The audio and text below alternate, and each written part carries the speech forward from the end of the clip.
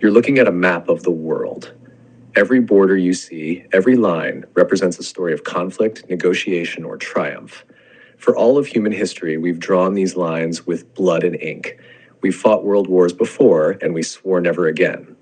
But what if that promise breaks? What if the unthinkable becomes inevitable? This isn't a history lesson. This is a look into a future we all hope remains fictional. So let's ask the terrifying question. What will happen if World War III begins? First, let's talk about the spark. World wars aren't born from nothing. The first one was an assassination. The second was an invasion. The third, it likely won't be a single event, but a chain reaction. Imagine a cyber attack so devastating it takes down a nation's power grid in the dead of winter, or an AI-controlled drone swarm accidentally sinking a warship in contested waters, or perhaps the oldest reason of all, resources. Not oil this time, but something more fundamental, fresh water. A downstream nation desperate and parched decides to seize a dam from its neighbor. All it takes is one miscalculation, one point of no return being crossed, and the dominoes begin to fall. Now, you might be thinking, this sounds like the plot of a movie. And you'd be right, but the script is being written in real life, in military think tanks and AI labs right now. The battlefield of World War III won't look like the trenches of the past. The first soldier on the front lines might not even be human. It will be a silent, autonomous drone, no bigger than a bird, making a decision based on an algorithm. Soldiers on the ground won't just be carrying rifles. They'll be encased in powered exoskeletons, turning them into super infantry that can carry heavy weapons for days without fatigue. This isn't science fiction. This is the logical endpoint of our current technology. And where is this battlefield? It's everywhere. The war won't be confined to land, sea, and air. It will be fought in the fourth domain, space. The satellites that guide your GPS, that let you stream this video, that monitor the weather, they become primary targets.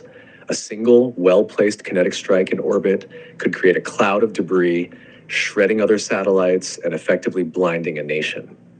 This wouldn't just be an act of war, it would be an act against all of humanity, potentially trapping us on this planet for centuries. But the most terrifying front might be the one you're using right now, the internet. This would be the first truly cyber world war. Before a single physical shot is fired, the war would begin with a digital blitzkrieg. Your bank accounts could be frozen. The traffic lights in your city could all turn green at once. Fake emergency alerts could cause mass panic. The goal is chaos, to break a nation's spirit and cripple its ability to function before the traditional military even engages. So with all this advanced technology, who would be fighting? The alliances have shifted since the 20th century. It's unlikely to be a simple case of East versus West. Instead, it would be a messy, multi-sided conflict based on mutual interests and old grudges. We could see a bloc led by one superpower facing off against a loose coalition of rival states, with a dozen other countries playing both sides, switching allegiances based on who offers the best deal. This lack of clear sides makes the conflict even more unpredictable and dangerous.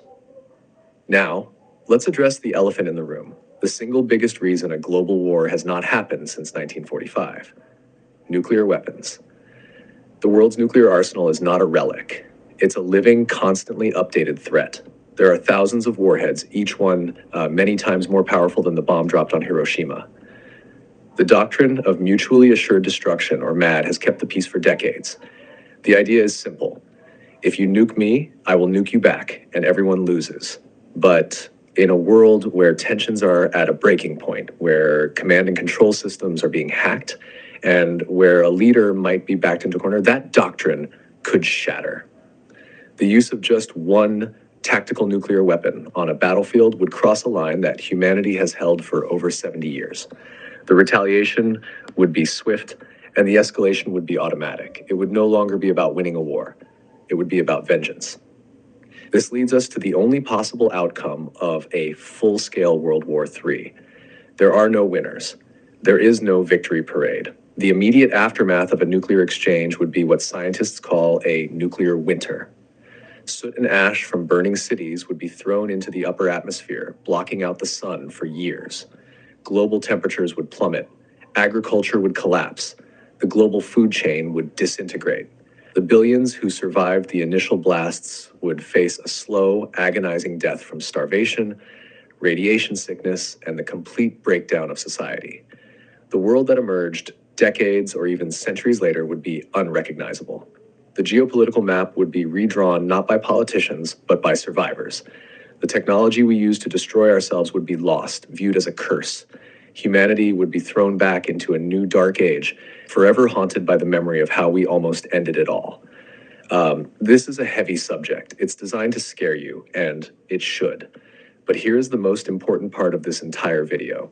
This future is not set in stone. It is a possibility, but it is not a prophecy. By understanding the terrifying mechanics of global conflict, we arm ourselves with the best weapon we have: knowledge.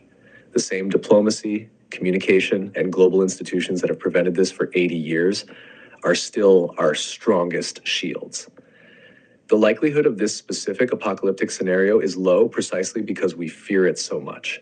We've stared into the abyss, and it's a view we never want to see again. So the next time you see a line on a map, remember that it's not just a border. It's a reminder of our capacity for both destruction and for peace. Let's make sure our story is one of peace. After a journey that dark, we could all use a change of subject. How about we explore something a little less heavy? What if you could swim in the clouds? Now, that sounds like a story for another day.